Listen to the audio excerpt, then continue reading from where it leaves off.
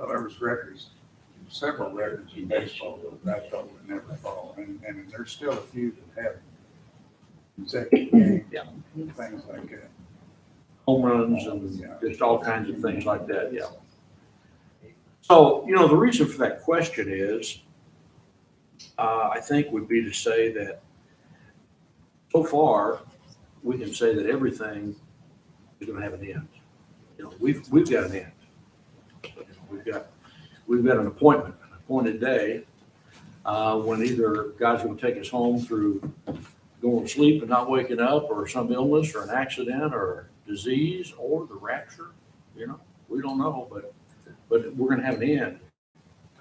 I read so much stuff this week, and I thought I would find it, but I don't know what I did with it because I didn't write it down, and I should have. But we're going to get into some visions here in a little bit, and we're going to look at beasts in these visions of Daniel that would indicate empires, reigns of historical leaders. And you know what? Every one of them ended. And, the one we live in now could end in our lifetime or in our kids' lifetime. I think the thing that the lesson wants to make clear to us is that God's in charge. There's an introductory paragraph that goes like this: the book of Daniel makes an emphatic shift from chapter 6 to chapter 7.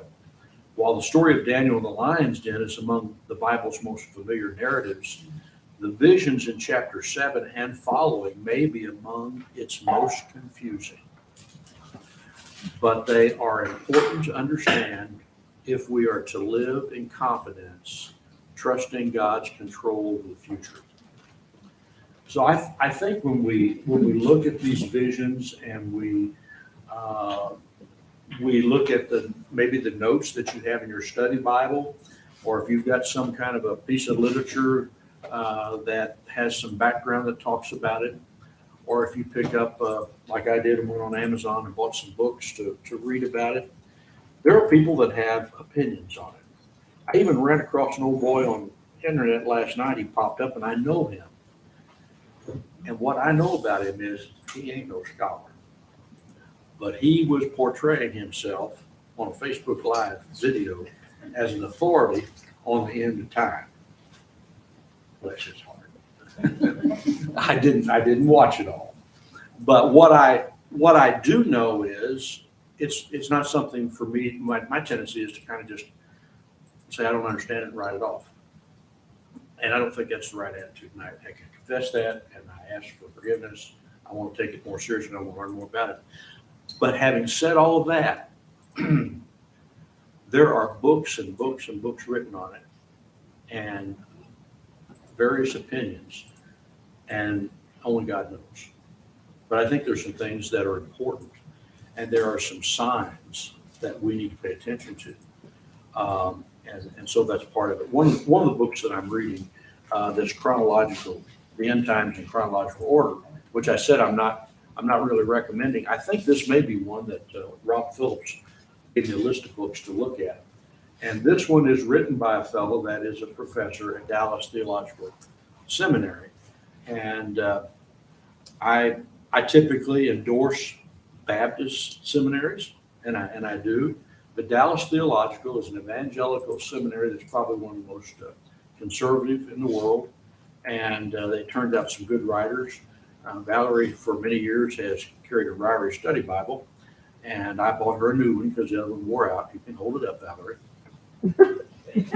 Dr. Charles Ryrie is a professor was a professor from Dallas Theological. So there's some good stuff that comes out of that. But even when this guy says, here's what I think, in his study, he quotes other people that disagree with him, saying, there are varied opinions, and the result is we don't know all the answers. But we're going to look at some stuff today and maybe have a little bit of discussion about it. But I think it's important that we understand some things about that. So another thing that comes into play when you're reading in Daniel, and we were we've kind of skipped. We haven't hit every chapter, every verse as we've looked at it. But we've talked about the Hebrew children, Shadrach, Meshach, and Abednego. We've talked about the fiery furnace, and we've talked about Nebuchadnezzar and some of those kinds of things. And the dreams that were interpreted and talked about Nebuchadnezzar's humiliation and how he grazed like a cow on grass. You remember that in chapter 4. And then chapter 5 was Belshazzar. And then we get over the lion's den in chapter 6 and the end of Belshazzar and Darius or Cyrus the Great, whichever, maybe two names, same person. Maybe Darius was a title and Cyrus was a name, something like that. And then we get to chapter 7. And one of the things that the commentaries do agree on, that the book of Daniel is not written in chronological order. So, what we pick up in verse 7 actually is a dream that Daniel had before chapter 5. So we're going to pick up there and talk about this, and you just feel free to step in and contribute because I don't have a clue where we're going. So, Who wrote Daniel? I'm sorry to ask, but who wrote Daniel? who wrote Daniel? I think we feel that Daniel himself did. Anybody got an authorship on Daniel? You know what it says? Or did somebody write it about Daniel? That's a good question, Ruth. But he wrote it not in chronological order. Mine says Daniel was the author. Daniel was the author. Well, what I understand is, and he clarifies it in chapter 7, he had this vision and he kept it to himself because it was such a scary vision. And so we'll talk about that. So let's go ahead and look at the first 6 verses. It says, in the first year of Belshazzar, king of Babylon, Daniel had a dream and visions of his dream while on his bed. Then he wrote down the dream, telling the main facts. Daniel spoke, saying, I saw in my vision by night, and behold, the 4 winds of heaven were stirring up the great sea, and 4 great beasts came up from the sea, each different from the other. The first was like a lion and had eagle's wings, and I watched till its wings were plucked off, and it was lifted up from the earth and made to stand on 2 feet like a man. And a man's heart was given to it. And suddenly another beast, a second like a bear, it was raised up on one side and had 3 ribs in its mouth between its teeth, and they said thus to it, arise, devour much flesh. After this I looked, and there was another like a leopard, which had on its back 4 wings of a bird. The beast also had 4 heads, and dominion was given to it. So we've got a vision that takes place while Daniel was trying to rest. We don't know if he was actually asleep and dreaming or if he was in a trance of some nature, but nonetheless, he had a vision that included these beasts that are listed there. And he describes what they're like.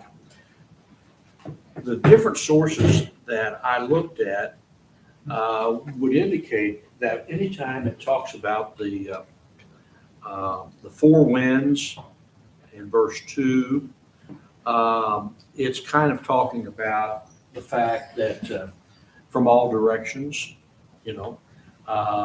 so he would be saying that I saw my vision, and behold, the 4 winds of heaven were stirring up the great sea. So from all directions, this was coming, and the great sea, probably the only one he knew about at that time was the Mediterranean, but that's part of his vision. Sometimes you and I may have dreams, and we may not understand what they are, and then the next day you'll remember and you'll say, that's why I dreamed that.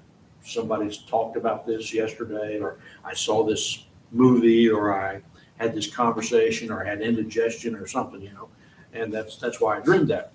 And so probably, and sometimes the things that we that come up in our dreams are things that maybe we are somewhat familiar with.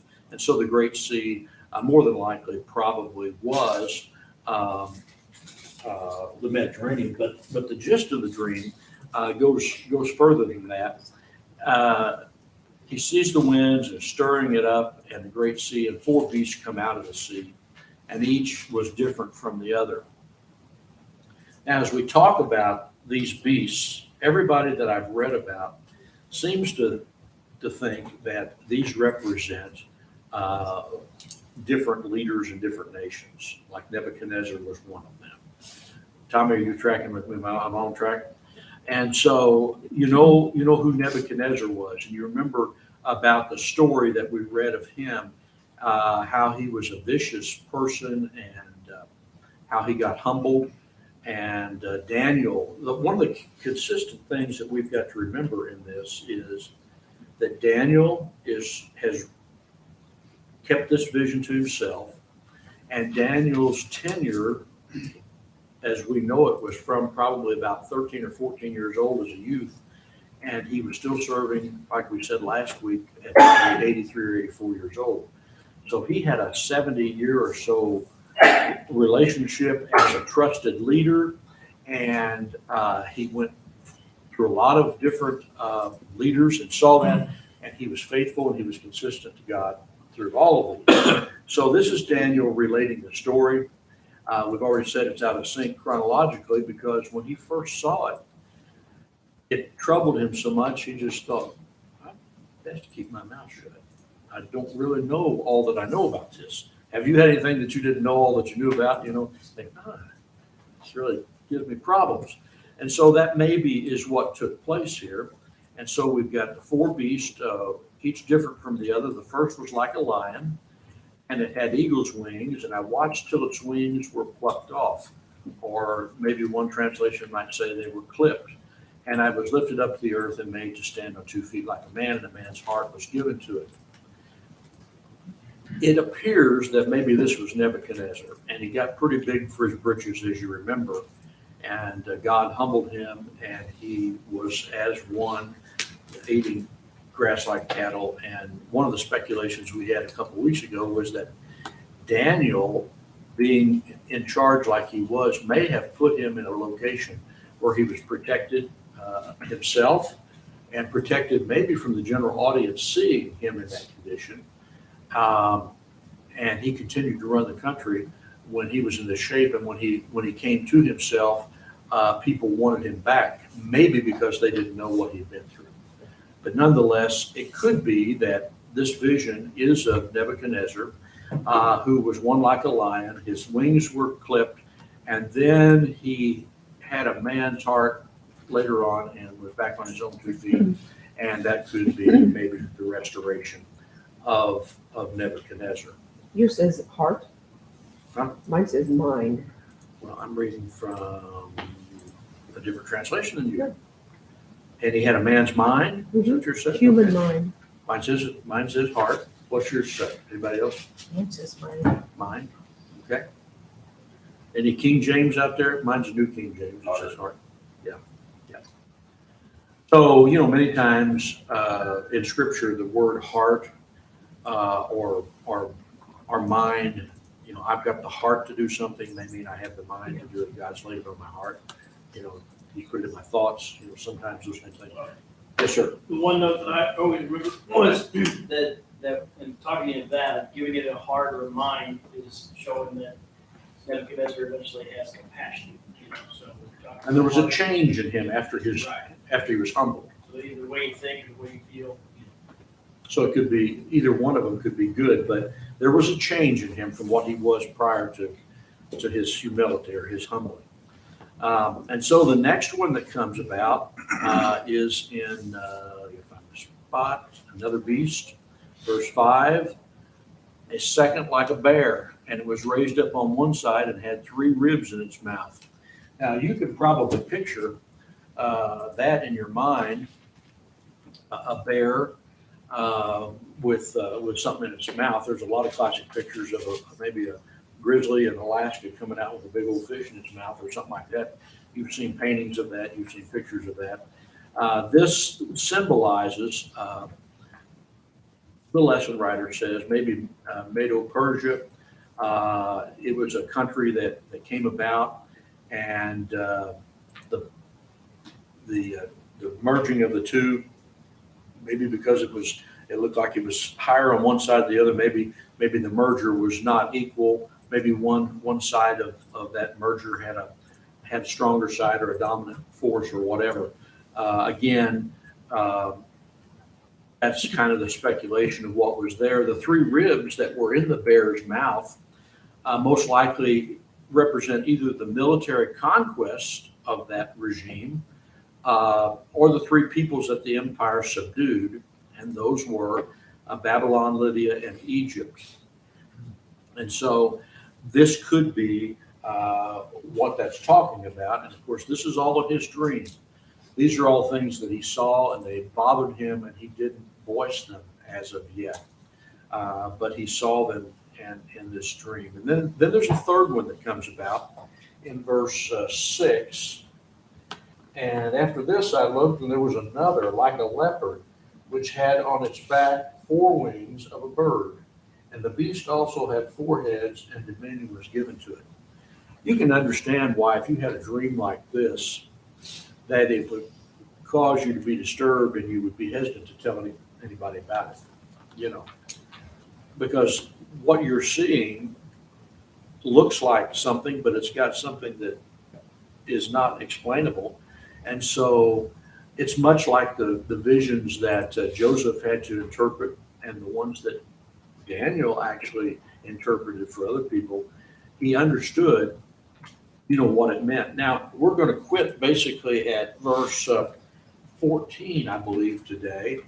But obviously, I didn't quit at 14. And when you pick up in verse 15, if you've got a study Bible like mine, it may have a heading in it that says Daniel's vision interpreted. And so the verses from 15 on up through 28 talk some about the interpretation of that, but we'll not rush ahead to that point yet. We got this next one, which is the third beast that resembles a leopard with 4 heads and 4 wings, and the beast symbolized Greece, is what they're talking about. So we've had Babylon, we've had Medo-Persia, and now we've got the Greek Empire. Is that where we are? In these, and they're in sequence of or in the order that these had. The Greek Empire, which very well might be what verse 6 is talking about, historians tell us only lasted a short period of time, like a decade or less. So some of these don't last very long. The things that are going on. And at the same time that all this is going on, you flip on the news, and when they're not talking about COVID, they're talking about Ukraine. And they're talking about Russia. And then you pick up one of these books, that I bought on Amazon, and some of these guys are bold enough to start naming who these areas are. I don't know if they're right or not, but I want to tell you what, the name Russia comes up a lot in the writings of these guys. And so for a guy like me that don't understand much about this, one thing I do understand is there's enough going on that I better pay attention. I know how it ends in the end, but it might be kind of good to pay attention so I know what's going on as it's happening. So that's important. And realize this was written all these years ago, and some of the things that took place actually are historical. Now we're going to get into verse 7, and it almost appears that what we see is historical, and the pause button's hit, and then maybe we're going to pick up in future where the Roman Empire left off. In fact, more than one of the writings I looked at seemed to think that when we get into verse 7 that we're going to talk about the 4th beast being the Roman Empire, which we know was one of the longest lasting, one of the most successful, but it too had an end. But some of the regrouping that seems to be happening in today's world, like the what's the euro? What's that made from? What am I trying to think of? The euro is the currency. When I went to Europe years ago, you had francs and you had all these different kinds. Every country had their own money, but now it's the euro. What's the name of that economy or that force? And what is it? What are we calling it? I'm drawing a blank, total blank. Bitcoin? No, nothing about coins now. I've shifted gears. Back to what do we call the unification of Europe now? Were they European Union, right? Oh. Yeah, that's what I'm thinking of. And so some of the speculation is that that's kind of a hint of a rebirth of a Roman Empire, a new Roman Empire. Some pieces being put into place for end times. I don't know. Then you read somebody else and says, there's enough stuff already that prophecy has been fulfilled that it could happen any day. Because the Bible says you don't know the day or the hour. Yes, it does.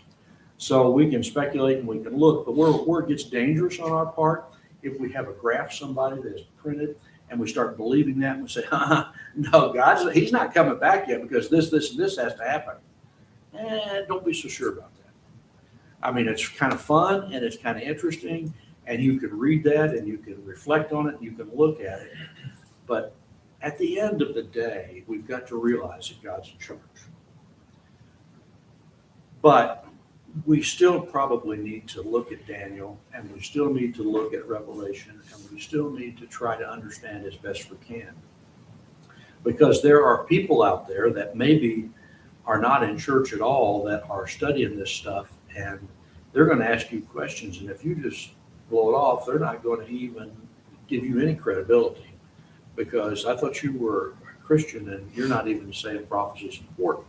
So you kind of get caught in all of that. So it's a deal where we have to study and we have to learn. And I'm thankful that Tommy's invited Rob to come and spend a couple of sessions with us. I really think we'll have a good crowd, and it's something that we're going to probably come away from wanting more because he's a good teacher and he's a good thinker and all that kind of thing. But anyway, so we get to where we are here, verses 7 and 8, and I may have read those, but if I don't know if I did or not. Verse 7 says, after this, talking about the three beasts, after this, I saw in the night visions, and behold, a fourth beast, dreadful and terrible, exceedingly strong. It had huge iron teeth. It was devouring and breaking in pieces and trampling the residue with its feet. It was different from all the other beasts that were before it, and it had 10 horns. And I was considering the horns, and there was another horn, a little one, coming up among them, before whom 3 of the first horns were plucked out by the roots, and there in this horn were eyes, like the eyes of a man, and a mouth speaking pompous words. Wow. So we got some mixed meanings, I think, in this. Rome was, the Roman Empire was in place during Jesus' time. They have been documented as having far superior road system, engineering system, aqueducts, just infrastructure that was just head and shoulders above anything anybody had had, prior to that. They were that, and they did pretty well crush anybody that got in their way. The number 10 comes up in these verses. One commentary says 10 can mean completeness, which may mean it's not really 10. It may be some other number, but a complete number. Other times in Scripture, the number 7 is one. That would indicate completeness. So we really don't know, but we do know that the Roman Empire was very, very strong, and it lasted for a good number of years, and it really was something important. But as you look at these verses and you try to understand some of what's going on, you see that while I was considering the horns, the 10, suddenly another horn, a little one, came up among them. Now that's almost an amusing type of thing in his dream. And here he is reflecting on his dream and recording it. And I don't think he knows himself really what all he has seen at this point. However, when we get in verse 15 and following, he does his best to give the interpretation of the dream. And this little horn suddenly is the horn that has eyes like a human and a mouth that is speaking pompously. Now, in the reading that I've done this week and the week before looking at this, I've said that the fourth beast is considered by many to be the Roman Empire, but it almost seems like that there's been a pause, and maybe now it's not so much historical, but it's future. And the future is this new Roman Empire, this new strong empire that's going to crush everybody. And in the midst of that, where you think you've got all these leaders in place, there comes out of nowhere this little horn. And this little horn gets bigger.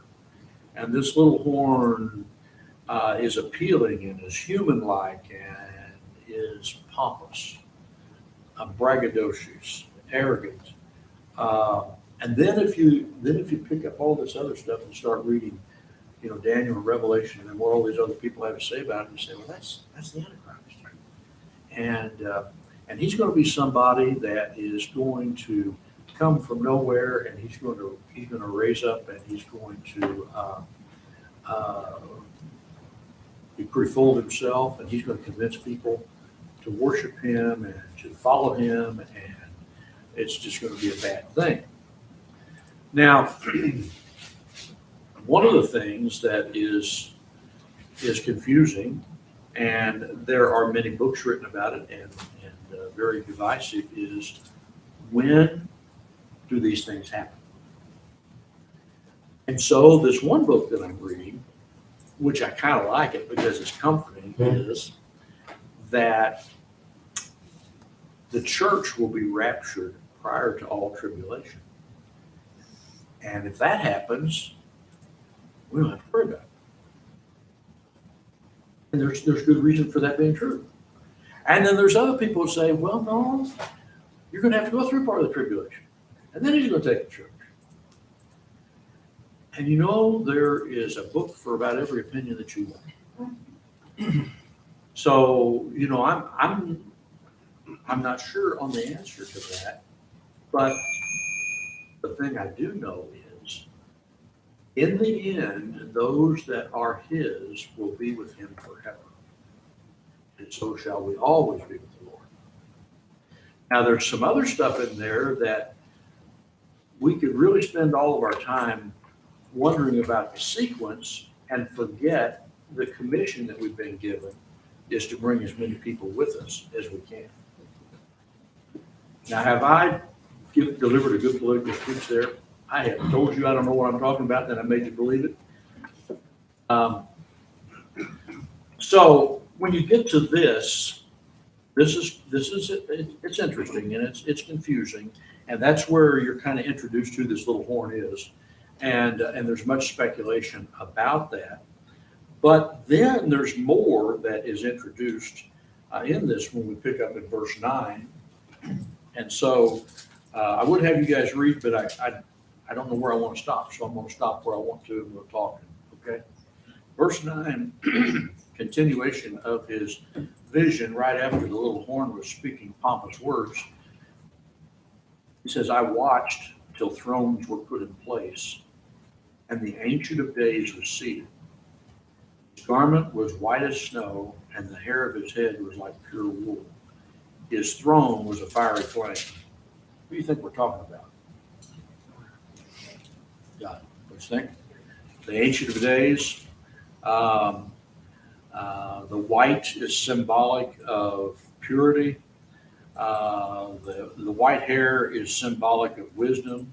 The throne was a fiery flame is symbolic of purification, and all of that is a part of what you're seeing in these verses.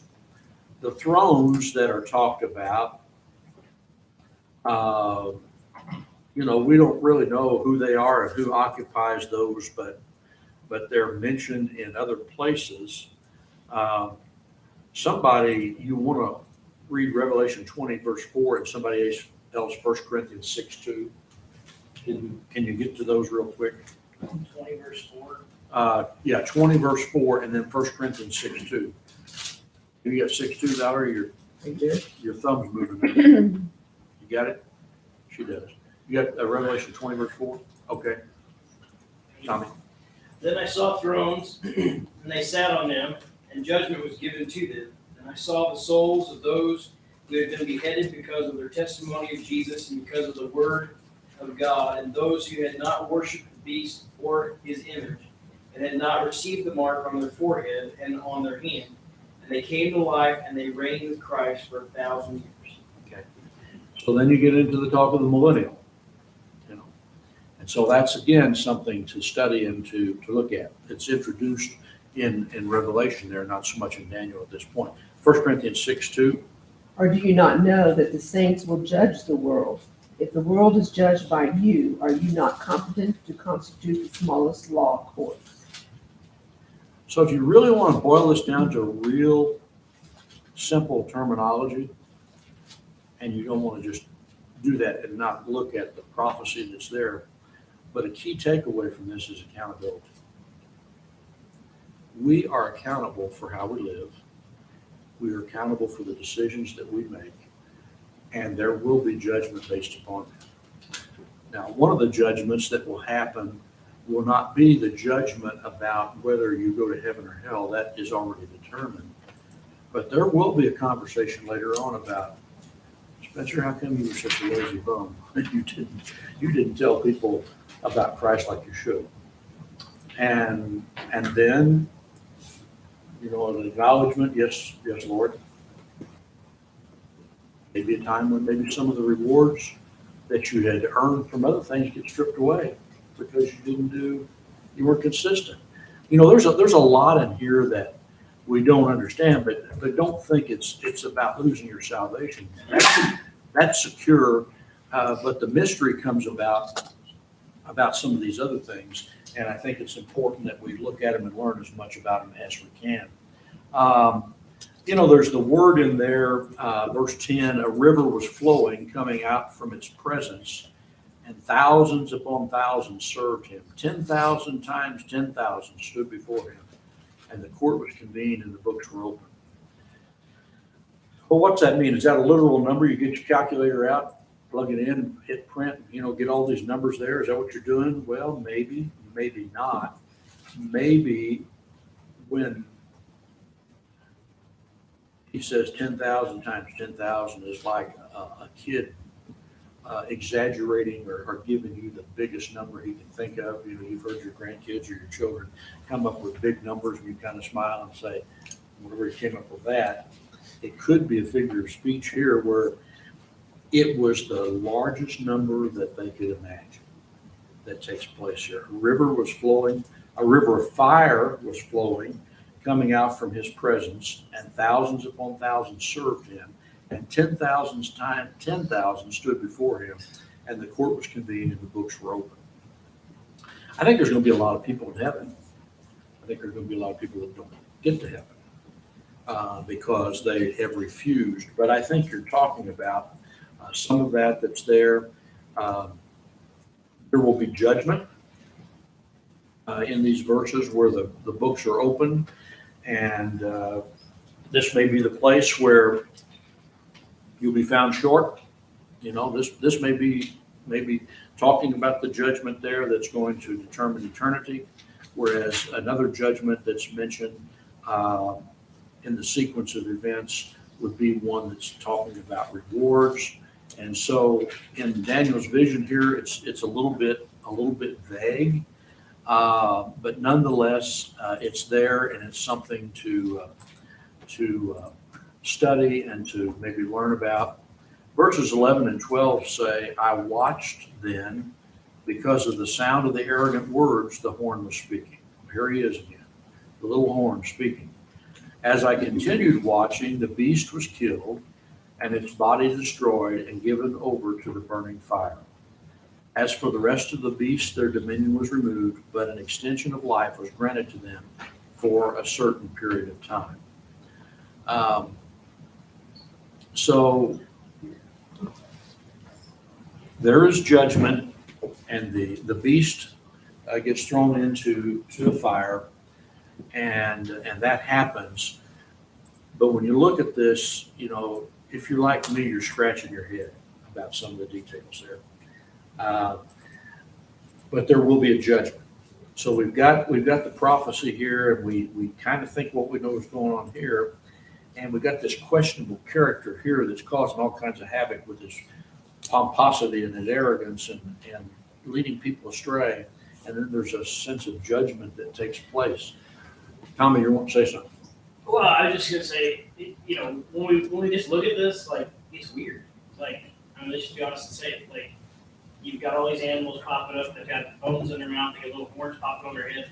It's just weird, So, of course, things aren't gonna sound right to us, if this was a TV show on TV, you'd go, "What in the world is this?" And you change the channel, But it was a vision, and it made sense, to Daniel, and so we may not always totally grasp, Well, and I think I'm one of these guys that has for years just changed the channel because I didn't understand it.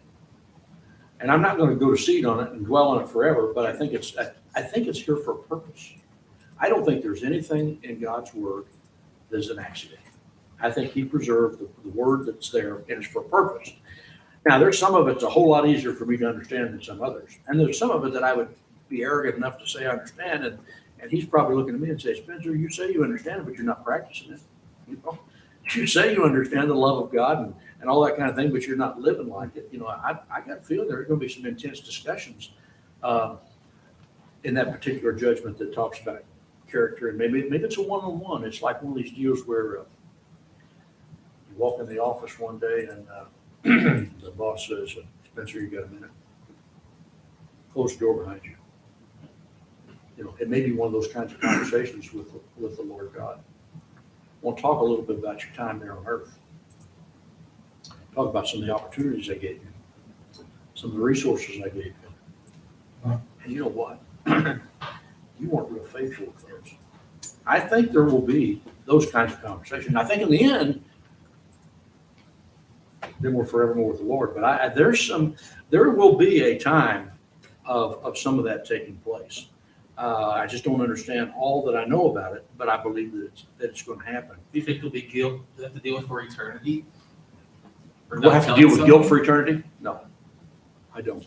I think it'll be one of those things like, when you got caught and you did it, there's not going to be, you'll know, like, when the Lord's going to reveal this, you're going to be like, well, Spencer's the one that told me to do that. It's his fault. Just there's not going to be that, ability. And one definition of the word confess, if you confess your sins, he's faithful and just to forgive your sins, cleanse you from all 1 John 9. One of the definitions of confession is not just me spilling it, because he already knows. It's agreeing with him. And I think part of that conversation, Tom, is going to be that these things are going to come up and we're going to agree with him and say, yeah. But I think heaven will not have guilt.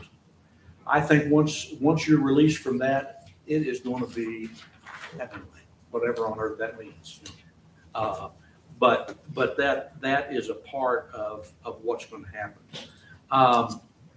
Then let's finish up these verses and then we can talk some more. Let's get to verse. I know what I didn't look at. I didn't finish the Ancient of Days. His fiery flame, its wheels of burning fire. Do you remember about a month or two ago when we were studying the book of Ezekiel and that talk about a vision? And I think one of you smart Alex joked about, why don't you draw that on the board about the wheels and all these different wheels that were going on? Remember that story?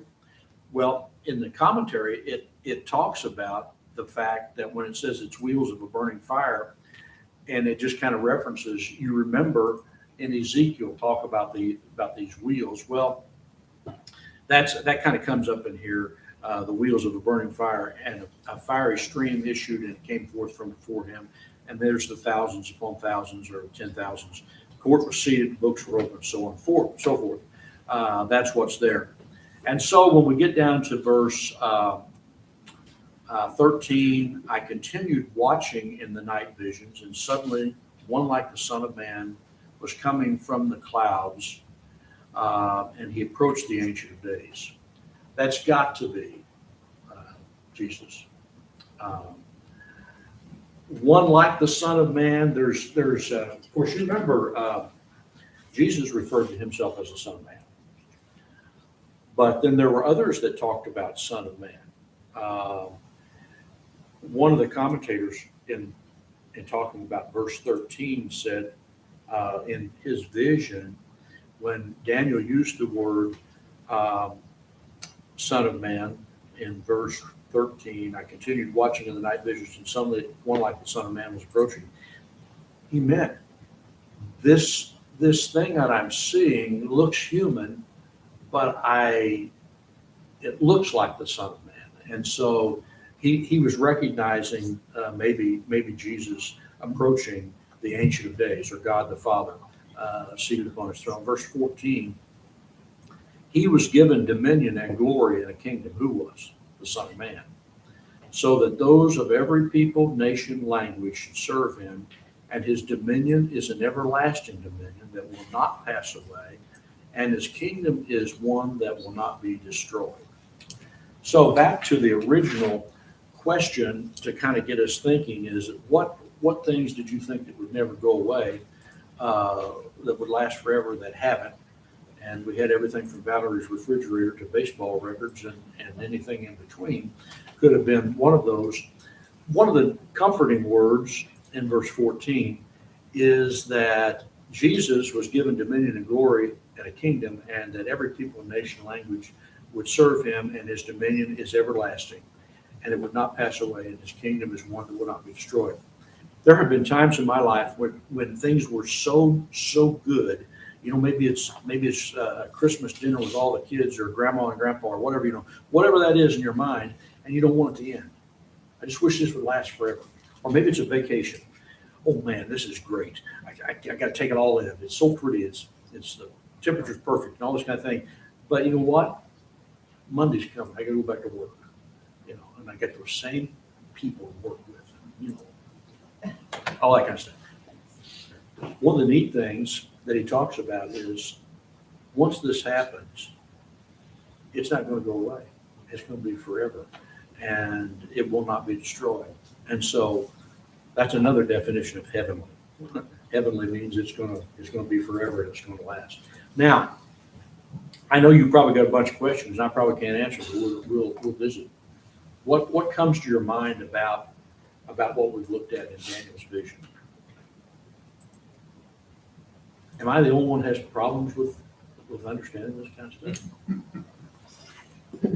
No, but I've been hearing different preachers on the radio talk about that we as believers should not avoid studying, prophecy and Revelation, because it's there for us to learn, and we can understand it. We just need to put forth the effort. And I'm one of those that have been guilty of avoiding it. A lot of those things that were brought up are some of them, I think, in Revelation, with all the beasts, the mighty beasts that have teeth of steel. And a lot of people And all who study that. prophecy study the two books, Daniel and Revelation. They think that some of what Daniel is seeing in his visions, John is also affirming and seeing, and there's continuity, about the end times. I think about the Antichrist. In my mind, I like to think about what would he look like. And I wonder people back that lived in the 30s and the 1930s and the 40s, if they thought Hitler was the Antichrist. I bet they did. But he evidently wasn't. I think, as we, study prophecy and whatnot, and it's good to kind of figure out what those different things represent, or believe they represented and whatnot. Where I always go with it is that, it'd be like the guy, at the end when the Lord comes back, he says, I told you he was going to come back that way. But he's neglected everything else. He's neglected the gospel, he's neglected, and that's where there's just a fine line, I think, between yes, it's important to help us understand things and history and how that has come about. But we have to be careful not to get sucked into that too. Because how many people do you know or over in the past years have said, this is when the Lord's coming back, or this is, he's the Antichrist, or, so you just have to be careful, with any scripture of adding to when it's not there. It's there for a reason, and we're to study it, but we're not to go to seed on that and neglect what we've been commissioned to do. It's a part of the overall picture. And so we need to take periods of time when we look at that, try to understand it. But then remember that maybe that's there to help us understand why we need to tell others about him. Because it's not going to be a pretty picture. It's real. And the devastation that will happen to those that refuse him as everlasting consequence. All right. Any other comments before we go to prayer requests or whatever? We've not ready to shut her down, are we? All right, Sister Hire. Can I call you Sister Hire? You're not old enough for that. We had your 30th birthday.